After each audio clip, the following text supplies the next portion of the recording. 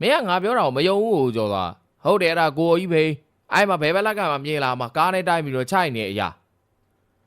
အောင်ကောင်းကျွန်တော်ခက်လောင်လောင်တန်နဲ့လှမ်းអော်ပြီးတော့ပြောပါတယ်ကျွန်တော်ဇပွဲဝိုင်းစီပြန်လာပြီးတော့အောင်ကောင်းကိုမေးလိုက်ဒါဆိုမင်းဆရာလေးကိုမြင်နိုင်မိန်းမဆရာနေဝယ်ထားတာပေါ့အေးဟုတ်တယ်လေကွာကျွန်တော်ခေါင်းကိုခက်လေးလေးရမ်းလိုက်ပြီးကျွန်တော်တို့ကျောင်းမှာပထဝီတင်တဲ့ဆရာလေးကိုမြင်နိုင်ဟာပြီးခဲ့တဲ့လကဆုံးသွားခဲ့ပါပြီသူဆုံးသွားတဲ့အကြောင်းရင်းကလည်းဒီစပိန်နဲ့ပတ်သက်နေပြန်တယ်ကိုကြီးကားချိတ်ခံပြီးဆုံးသွားပြီးတဲ့နောက်သူမိဘတွေကကိုကြီးရဲ့ပြိုင်ဘဲကိုတနေရာရာကိုပေးပြဖို့စိတ်ကူးရကြပါတယ်ကိုကြီးရဲ့ဆရာဖြစ်ခဲ့ပြီးတဲ့ဆရာလေးကိုမြင့်နိုင်ဟာသူနေတဲ့မြို့ပြင်ရက်ကွက်ကနေမြို့ထဲကအကြောင်းကိုလမ်းလျှောက်လာတယ်ဆိုရဲတရင်စကားကြောင့်ကိုကြီးမိဘတွေကဆရာလေးကိုမြင့်နိုင်ကိုဒီစပိန်လေးပေးလိုက်ကြပါတယ်စင်းရဲနွမ်းပါရှာတဲ့ဆရာလေးအတွက်တော့ဒီစပိန်လေးရတဲ့ခါအကြောင်းကိုလမ်းလျှောက်လာစရာမလိုတော့ဘူးပေါ့ကျွန်တော်ကျောင်းမှာလည်းပြိုင်ဘင်းဆိုတာရှားရှားပါးပါးဆိုတော့ကျောင်းသားတွေမှာဆရာလေးရက်ထားတဲ့ပြိုင်ဘင်းကိုသွားကြည့်ကြတယ်အောင်ကောင်းကျွန်တော်ဒါကြောင့်ဒီပြိုင်ဘင်းကိုကောင်းကောင်းမှတ်မိနေတာစတိအောင်ပြောင်မှာလက်ကင်အကောက်နေရကအနီအောင်စုပ်ကလေးနဲ့တိတ်လှတာရော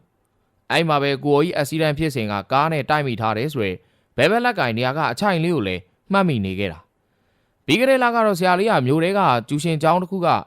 ညပိုင်းချိန်စာပြဖို့ကမ်းလှမ်းလို့အဲ့ဒီဆက်ဘိန်းလေးနဲ့အသွားပြန်လှုပ်ပါတယ်ဒါပေမဲ့တညမှာတော့ဆရာလေးဟာအိမ်ကိုပြန်ရောက်မလာခဲ့ပါဘူးမနက်မိုးလင်းတဲ့အခါမှာတော့ဆရာလေးတို့မျိုးပြင်ရက်ကွက်နဲ့မျိုးထဲသွားတဲ့လမ်းဘေးကမြောင်းထဲမှာမှောက်ခုံကြီးတည်နေတဲ့ဆရာလေးအလောင်းကိုပဲတွေ့လိုက်ကြပါတော့တယ်။နွေရာသီဆိုပေမဲ့စပားဆိုင်တဲ့လယ်ကွင်းတွေစီဆယ်မြောင်းရီပေးနေတာကြောင့်လမ်းဘေးမြောင်းဟာရေအပြည့်နေပါဆရာလေးရဲ့အလောင်းကျနေတဲ့မြောင်းပေါင်ပေါ်မှာတော့ပြိုင်ဘဲဟာတောက်ထောက်ပြီးစနစ်တကျထောင်လျက်သားဖြစ်နေပါသေးတယ်။ညဘက်ရက်တော့ပြီးပြန်စပိန်မှောက်ပြီးမြောင်းထဲကျရင်မိုးမိသေးတယ်လို့လူတွေကယူဆကြပါတယ်။ဒါမှလည်းစပိန်ကတောက်ထောက်လျက်သားထောင်နေတယ်ဆိုတော့စပိန်မှောက်တာလို့ပြောရခက်နေပြန်အောင်မဟုတ်လား။စပိန်ရက်ပြီးမြောင်းနဲ့အပေါ်သွားဖို့လုံနေချိန်မှာချော်ကြတာမျိုးလိုပဲလာစစ်တဲ့ရဲတွေရောလူတွေကပါယူဆလိုက်ကြ။အခုတော့အောင်ကောင်းဒီပြိုင်မင်းကိုဆရာလေးကတော်စီကမရရအောင်ဝယ်ထားလိုက်ပါပြီတဲ့။ကျွန်တော်ရေနွေးချမ်းတစ်ခွက်ကိုငှဲ့လိုက်။အောင်ကောင်းတော့ဇပွဲဘော်ကစမူစာနဲ့စားဖို့ထားတဲ့အချင်းပလင်းကိုဆိုင်ရှင်နေမမြင်အောင်စုတ်ကနေမော့လိုက်။ဒီကောင်အဲ့လိုကောင်အချင်းယုံမော့တော့တာကြိုက်လို့တဲ့။မင်းဒီဘိန်းမစည်းပါနဲ့လားကွာ။ငါစီးကျင်လို့ဝယ်ထားပါလေဆိုမှမစည်းနဲ့ဆိုတော့ငါလိုးကြလို့မင်းရလေ။မဟုတ်ဘူးအောင်ကောင်းငါခုနတောင်ဟူလမ်းပေါ်မှာတည်တော့မလို့ကျွန်တော်လွန်ခဲ့တဲ့နာရီပိုင်းကနေကျွန်တော်ကြုံခဲ့ရတဲ့အဖြစ်ကိုပြောပြလိုက်အောင်ကောင်းကသူ့သွားကြီးကိုဖြီးပြီးတော့ကျွန်တော်ကိုသေော်တော်ကြည့်နေကြည့်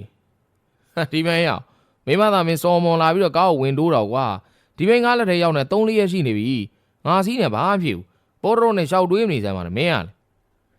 ကျွန်တော်ကဆက်ပြောမနေတော့ပါဘူးလုံးမောင်ရီခွေးသားနဲ့ထထိုးကုန်တော့အဲ့ညလက်ဖေးဆိုင်ကနေကျွန်တော်စောထပြန်ခဲ့ညောင်ပိုင်းကကြုံခဲ့ရတဲ့သေမလို့ကိစ္စကိုပြန်တွေးရင်းတော်နဲ့အိတ်လို့မပြောခဲ့ပါဘူးညအိမ်ပြောပြီးမှလည်းမနက်ကျစောထတာပါပဲစနေနေ့မနက်9 နာရီဆိုကျွန်တော်တို့ရက်ကွက်ထဲကဒေါ်ပန်ကျူရှင်မှာကျွန်တော်ရဲ့မတ်စင်ကလာတက်10 နာရီဆိုကျူရှင်စင်းလာမယ့်နေ့အတွက်ကြိုတက်ကြတာပေါ့ကျွန်တော်လားအိမ်ကတော့ကျူရှင်လာကတွေတောင်းထားတယ်ပြီးရင်မက်ဂနစ်တိုက်တန်းရနောက်ကကိုဘိုးကျော်ရဲ့ဂိမ်းဆိုင်မှာလာပြီးနဲ့စော့တယ်လीဒါလေးကျူရှင်ပါပဲပု္ပ္ပစာရီပြိုင်ပွဲတွေကိုဖြည့်ရှင်းရတာလွယ်တယ်မှတ်လို့စနေမနက်ဆိုကျွန်တော်ကမတ်စင်တို့ကျူရှင်ရှေ့ကိုသွားဆောင်ပြီးတော့သူထွက်လာတဲ့ကစပိန်ချင်းရှင်နေပြီးတော့စကားလေးပါလေးပြောပေါ့ဟောပြောရင်းလာပါပြီ3 star စဝင်းကိုငွေအောင်စညာကလေးနဲ့စုစည်းထားပြီးတော့ဘကွက်ပါပါလေးကွက်လာတဲ့မမစင်စပိန်ခြေနေနံဘောကဂရီပါခုံမြင့်ဖက်နဲ့အညိုရောင်လေးစီးထားတဲ့ခြေပွားတစ်စုံအရှင်ဦးထိတ်ထက်ကငွေရောင်စညာကလေးဖြစ်ပါရစေအရှင်ဖဝါနုအောင်မှာဂရီပါဖနက်ကလေးဖြစ်ပါရစေကျွန်တော်ကမတ်စင်စပိန်ဘေးကိုကတ်သွားပြီးတော့ဖိုးချိုရဲ့တချင်းကိုဆိုးလိုက်တော့မတ်စင်ကသူ့ထုံးစံတိုင်းမျက်မှောင်ကျုံပြီးတော့ကြည့်ပြီးတော့ပြုံးတယ်ဒါမျိုးတော့တတ်တယ်နော်ဟဲ့နာနဲ့မနာဖွားနဲ့မနာနှလုံးသားနဲ့နာတော်မူပါမမတော်ပြီစကားကောင်းပြောမနေ့ကမောင်လေးနဲ့ပါလာတာမင်းကိုလားတငယ်ချင်းလားစပိန်ချင်းရှင်နေကြရင်နဲ့ပြောလိုက်တဲ့မတ်စင်စကားကြောင့်ကျွန်တော်ကြောင်တောင်ဖြစ်သွားတယ်ဗျာမနေ့ကဘာသူမနေ့ညနေရလေကြပြညမှာငါးမောင်မေးထိုင်နေတယောက်မနေ့ညနေကကျွန်တော်တယောက်ထဲလာတာပါမတ်စင်လည်းကြောင်တောင်ဖြစ်သွားတယ်မဟုတ်လေစပင်ဖေးခွဲအရက်မြင့်မြင့်နဲ့အဲ့ဒီကိုယူငါမောင်အကိုလို့မထင်နေတာဒါတောင်သူဟိုဘက်လဲနေတော့အလစ်မှာငါမောင် fly kiss ပေးလိုက်သေးတယ်လေဟမ်ဟဲ့ဒါဟာနဲ့အလန်ကြဘာဖြစ်တာတော့ကျွန်တော်မတ်စင်ကိုဘာပြန်ပြောရမှန်းမသိတော့မတ်စင်ဦးမမဟုတ်ဘူးကိုတော့အဲ့နေရအဖြစ်ပြက်ကိုပြန်တွေးပြီးတော့ခေါင်းမွေးတွေထောင်ကြက်သိမ်းနေပါထလာတာကဲအခုမမနောက်ကျရှင်တစ်ခုမသွားတော့ဘူးရေတာချီစာရှိလို့ရွှေမော်တော်ပေါ်သွားမလို့လိုက်ပါလား ပုတ်တော့အိမ်မီလောင်နေတော့ဒီသိန်းထောင်ပေါက်တယ်ဆိုတဲ့ဖုန်းဝင်လာသလိုပဲဟိုမက်ဆေ့မြင်ရတယ်ဆိုရယ်ပြိုင်မင်းကောင်ကိစ္စနဲ့လောင်နေတော့အခုရွှေမော်တော်ဖျားပေါ်ခေါ်နေပြီဒါမျိုးခွင့်ရရခဲလာပြီဆိုလိုက်မယ်မမဘယ်သွားလိုက်မယ်မက်ဆေ့ကလှလှလေးပြုံးနေကျွန်တော်လည်းဖြီးလို့ပေါ့ဟိုတဲကောင်ကိစ္စခဏထားလိုက်